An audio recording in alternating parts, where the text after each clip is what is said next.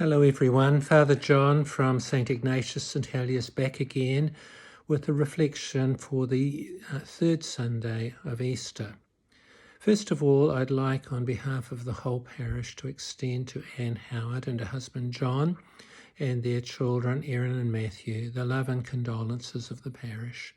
Anne lost her father to the coronavirus in London on Friday. May he rest in peace. As we turn to this Sunday, I'd like first of all to offer a reflection on the current situation and then take that to our gospel, which is the story of the disciples on the road to Emmaus. So first of all, I stood this morning, it's Anzac Day, at the gate of my house at 6 a.m. To pray for the Anzacs who gave their and all those who gave their lives in the cause of peace. As I stood and prayed, I heard at St Heliers Way, probably down by the monument, I heard the last post being played, and the last post likewise being played down at Medill's farm. And I thought of the whole nation coming to a pause once again in love. It's also a time of looking forward, and so as we look back, we look forward again, that those words never again echo in a different way in this time of the pandemic with the coronavirus.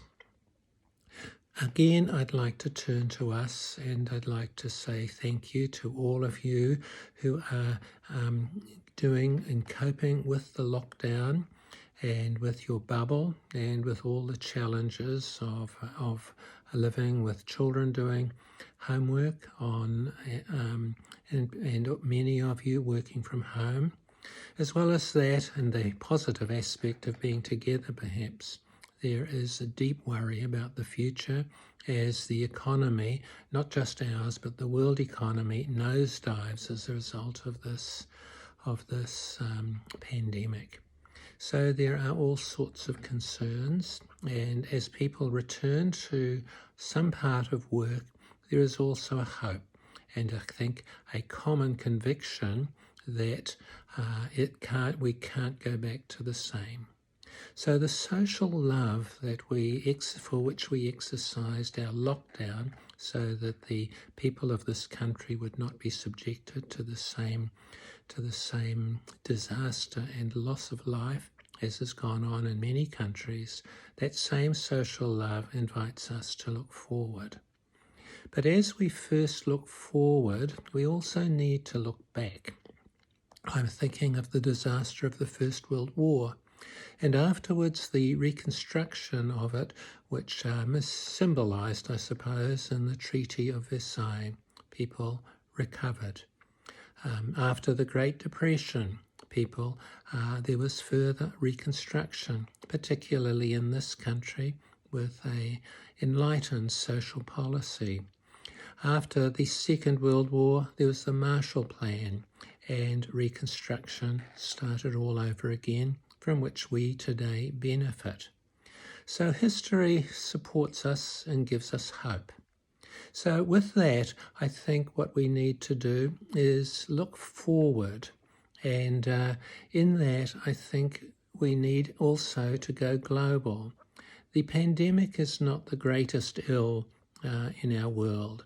I think from UNICEF figures last year, one child over 15 dies every 5 seconds. That's millions of children. It bespeaks a global world, where the economic disaster and the human suffering brought about by this virus invite us to look forward to something more. If we turn now to Jesus and his life and ministry, he proclaimed a kingdom of real hope. There was not only forgiveness and love and inclusion, but he also preached some parables of hope. He spoke about the mustard seed, which, when small, grows into a great shrub which shelters the birds. He spoke about the sower spreading seeds everywhere so that they could grow wherever they were thrown. He speaks about the man who owned the vineyard and sends everybody in the village to work and pays them outrageous wages, a living wage each day. He took this kingdom with him to the cross, and now we connect with the parable, with the story of Emmaus. It begins with the two disciples walking away from Jerusalem. The disaster is complete. Jesus dies on the cross. The kingdom that he proclaimed seems dead. The disciples have run away. There seems nothing left, and they walk away towards a place called Emmaus. A stranger comes and walks alongside them and asks them what they're talking about, and they tell of their lost hope. Their hope is dead. And then he invites them in the scriptures to look backwards, and perhaps he speaks likewise of the parables of Jesus, these parables of hope. There they said they get to Emmaus and they invite this stranger to join them. And there at the meal, he takes on the character of the host, and he does those 4 actions which are in the Eucharist. He takes bread, he gives thanks, he breaks, and he gives. And at that point, he disappears from their midst. It's a moral image of the Eucharist, and there they recognize the risen Lord. And they go back then to the source of their despair and loss and tell the disciples there that they have seen the risen Lord. It's a story of beginnings, of an Easter hope that touches our very heart of ourselves as followers of Christ. We cannot but hope.